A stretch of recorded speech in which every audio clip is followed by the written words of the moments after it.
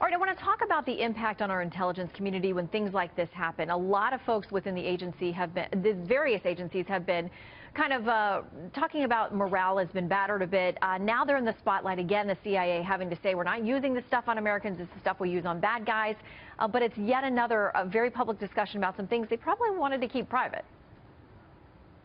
Well, it certainly is, but there are some things that we need to know about as American citizens, particularly if it potentially violates every constitutional right that Americans have.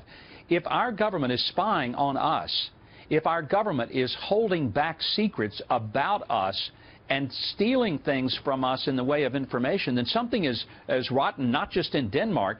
It's rotten in D.C., and we've got to get to the bottom of it, because otherwise we don't have this great republic that most of us believe that we have.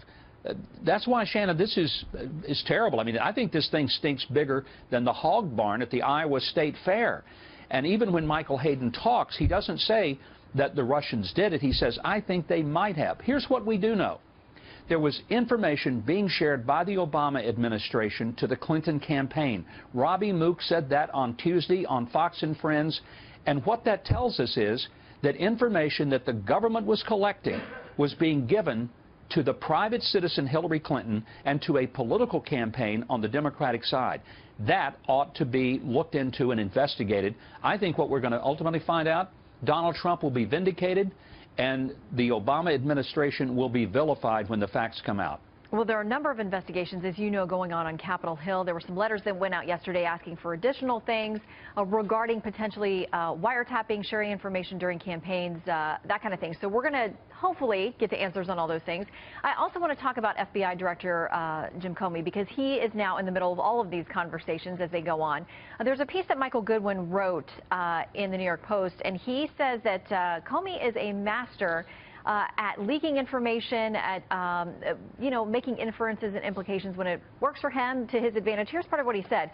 Comey's aggressive self-righteousness makes him bigger than the institution he leads, and everybody in Washington knows that crossing him can be dangerous to your career. What do you make of that?